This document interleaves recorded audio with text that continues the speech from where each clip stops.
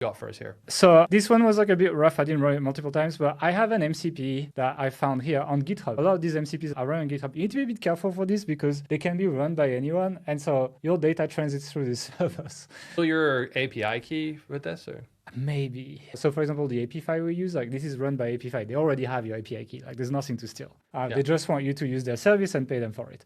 These kind of GitHub ones, be a bit more careful. This one has good reviews and it's been reviewed by people from what I've Googled. But be careful when you use public MCP servers that you find on GitHub.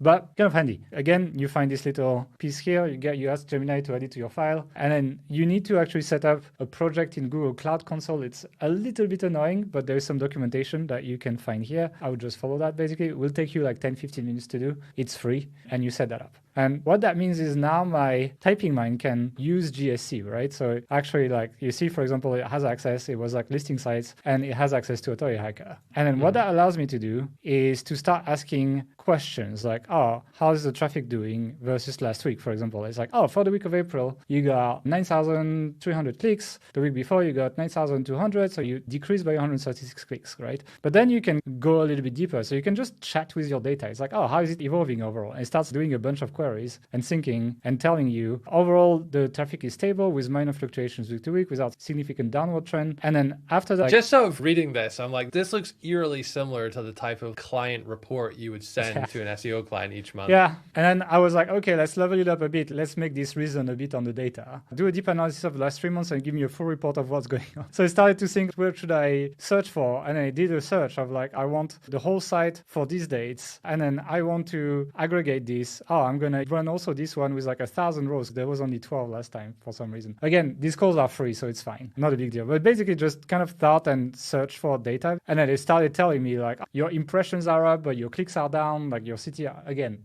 AI overviews rolling out. That's what's happening. It just gives me a whole situation of what's happening. And I'm like, okay, what are my top growing and shrinking pages? And again, it goes and gives me, sorry, I don't think it did it here actually.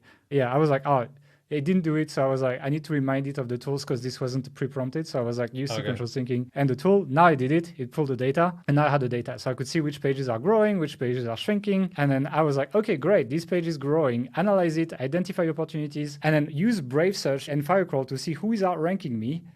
And what do they have on their page that I don't have that I should be adding on my page to start ranking, basically? Base your recommendations on what you've observed on the top ranking pages. So very much like what an SEO would do, right? Analyze a page, analyze the pages that rank above, decide. And so what it did is, it thought about it. It got data for the URL. Then it actually did the search, like best travel affiliate program, travel affiliate programs. And it got the results, basically, like the top 5 on Google. I got some rate limit exceeded, actually, on some stuff. Then it opened the pages that outrank me with Firecrawl to actually read the content. And then it basically said, oh, you're ranking between 2 and 6 for these queries, like best travel affiliate programs. Here's the top competitors and an action list. And it just tells me what people are doing. Again, not perfect because testimonial carousel is for booking.com, I think, which is like they're promoting their affiliate program. So again, it needs to be reviewed a bit. You could tweak this, yeah. I would need to prompt it a bit better, etc. The point is it just went on all these pages, identified what was on these pages that outrank me, and started making me a list of things like top tools and network section. That's okay. How to monetize, guys,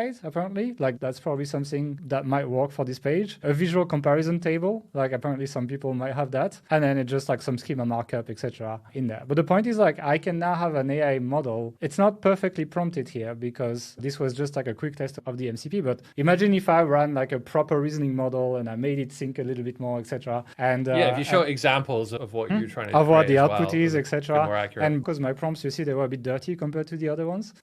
Like the potential is here. And again, Ahrefs has now an MCP as well, so I could give access to Ahrefs to that bot. So you could check which keywords the other pages rank for that I don't rank for and start making recommendations based on that. And you can have essentially an agent that does a lot of the basic SEO work of basic reoptimizing of your pages, especially after Google updates and so on. So, I'm even thinking for like outbound sales or sales calls, like being able to generate insights about them and their competitors, like it's super valuable. Like that's stuff that people would spend, hours creating manual reports on. So now you can connect Ahrefs, GSC, Google Analytics, and it can also open the page basically and see what the content is.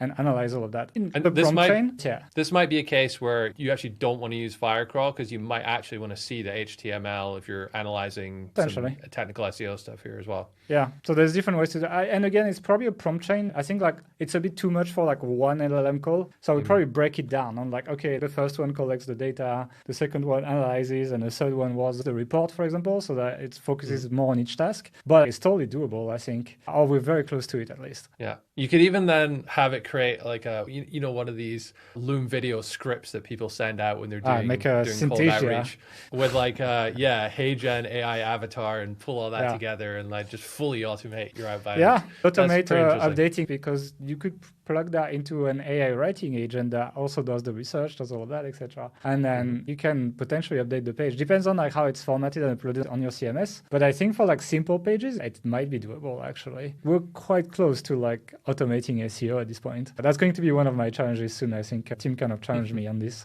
at Ahrefs. So we'll see. But it's powerful. All of this to say. So fully automate SEO, like press a button and do SEO. You think that's possible? The dream that we've had since SE Nuke, you know? So how much does that cost? I mean, to hire an SEO agency, and I'm not talking about to work on a local business, for like a normal size website, you're talking $2,000 to $5,000 a month easily.